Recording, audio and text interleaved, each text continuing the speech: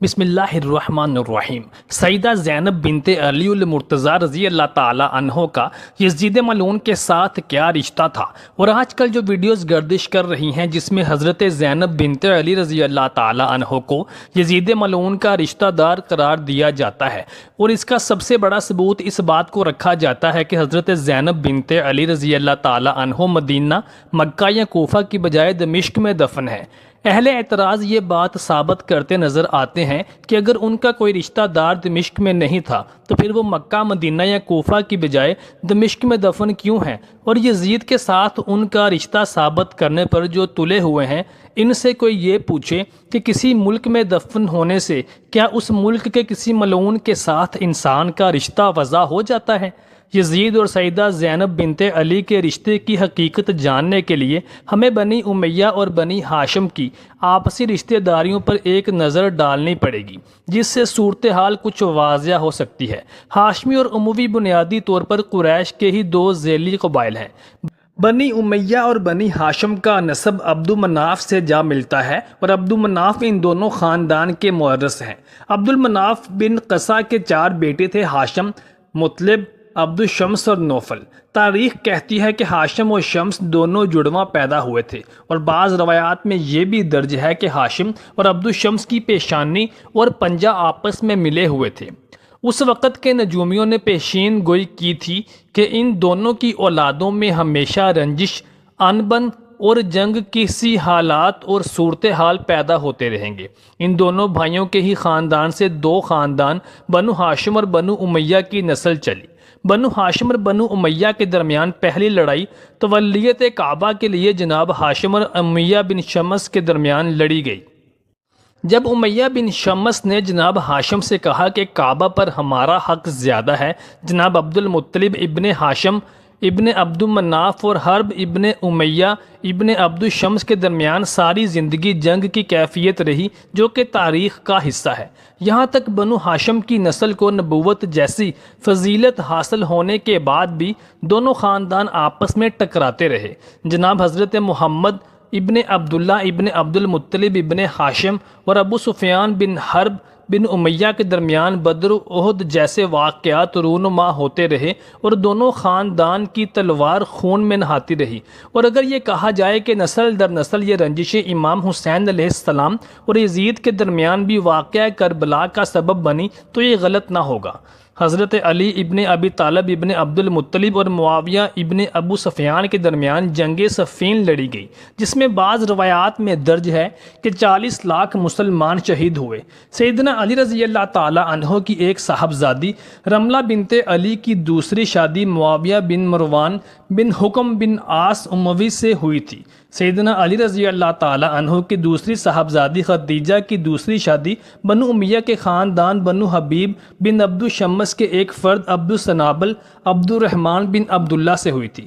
غالباً بنات علی میں سب سے اہم رشتہ سیدنا علی کی ایک گمنام صاحبزادی کا ہوا تھا، جو مشہور اموی خلیفہ عبد الملک بن مروان سے منسوب ہوئی تھی۔ یزید کے ساتھ سیدہ زینب رضی اللہ تعالی عنہ کا جو رشتہ منسوب کیا جاتا ہے، اس کی شرح میں علامہ ابن جوزی لکھتے ہیں کہ سیدہ زینب بنت علی رضی اللہ تعالی عنہ حضرت علی رضی اللہ تعالی عنہ اور سیدہ فاطمہ الزہرا رضی اللہ تعالی عنہ کی بیٹی یعنی نبی صلی اللہ علیہ وسلم کی نواسی تھیں۔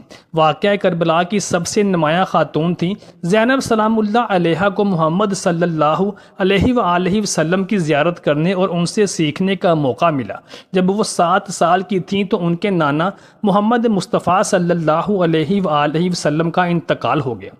اس کے تقریباً 3 ماہ بعد فاطمہ سلام اللہ علیہ بھی انتقال فرما گئی۔ زینب سلام اللہ علیہ کی شادی عبداللہ بن جعفر طیار علیہ السلام سے ہوئی۔ ان کے 5 بچے ہوئے، جن میں سے اون اور محمد کربلا میں امام حسین علیہ السلام کے ہمراہ شہید ہوئے۔ دیگر 3 عبداللہ، عباس، کلثوم ہیں۔ سیدہ زینب رضی اللہ تعالی عنہ کا نکاح حضرت علی رضی اللہ تعالی عنہ کے بڑے بھائی حضرت جعفر بن طیار رضی اللہ تعالی عنہ کے صاحبزادے عبداللہ ابن جعفر رضی اللہ تعالی عنہ کے ساتھ ہوا تھا، جنہوں نے بعد میں سیدہ زینب رضی اللہ تعالی عنہ کو طلاق دے دی تھی۔ سیدنا عبداللہ بن جعفر رضی اللہ تعالیٰ عنہ کی پہلی بیوی سے ایک بیٹی محمد تھیں، جو کہ رشتے میں سیدہ زینب رضی اللہ تعالیٰ عنہ کی سوتیلی بیٹی لگتی تھیں اور وہ یزید کے نکاح میں تھیں۔ اس رشتے کے تناسب سے سیدہ زینب رضی اللہ تعالیٰ عنہ کو یزید ملعون کی ساس قرار دیا جاتا ہے، لیکن یہ رشتہ سیدہ زینب کی خونی اور سگی بیٹی کے حوالے سے نہ تھا، بلکہ ان کی سوتیلی بیٹی کے حوالے سے تھا، جو کہ جعفر بن طیار رضی اللہ تعالیٰ عنہ کی بیٹی عبداللہ بن جعفر کی پہلی بیوی سے تھی۔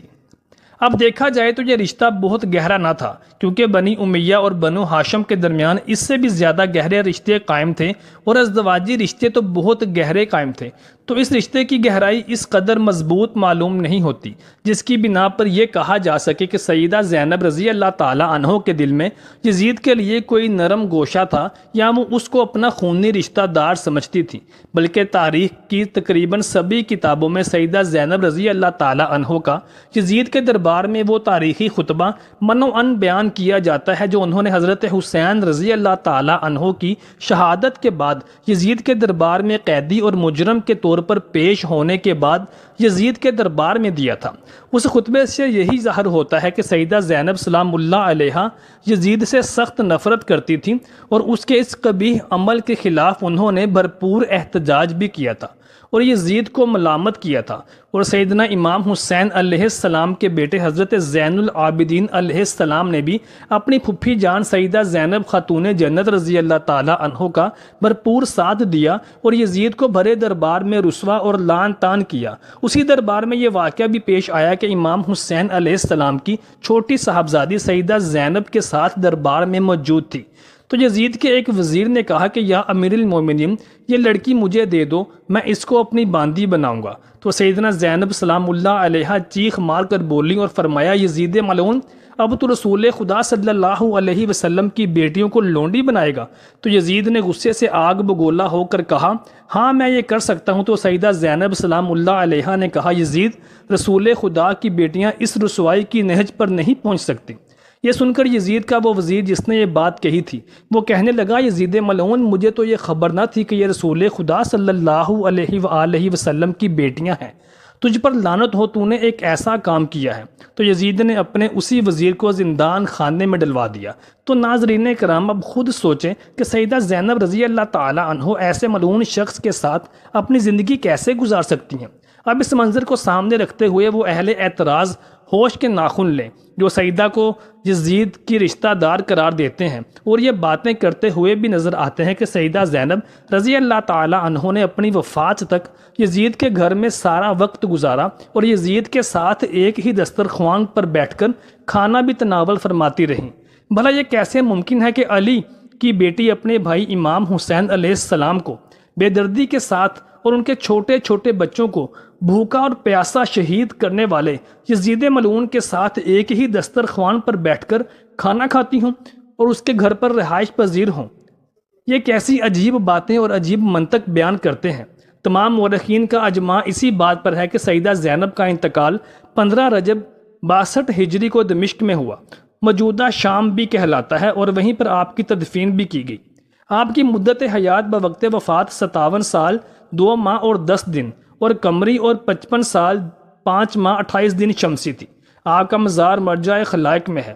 اجماع علماء تو یہی ہے کہ سیدہ زینب سلام اللہ علیہا کی وفات تو دمشق میں ہوئی، لیکن اس بات میں کوئی تصدیق نہیں، یہ کوئی ضعیف سے ضعیف حدیث اور روایت بھی معلوم نہیں ہوتی کہ سیدہ زینب سلام اللہ علیہا نے اپنی زندگی کے آخری ایام یزید ملعون کے گھر میں گزارے، اور عقل بھی یہ تسلیم کرنے سے قاصر ہے کہ حسین کی ہمشیرہ ہو کر، علی کی دختر ہو کر یزید کے گھر میں رہائش رکھے اور مرتے دم تک اس کے گھر میں رہے۔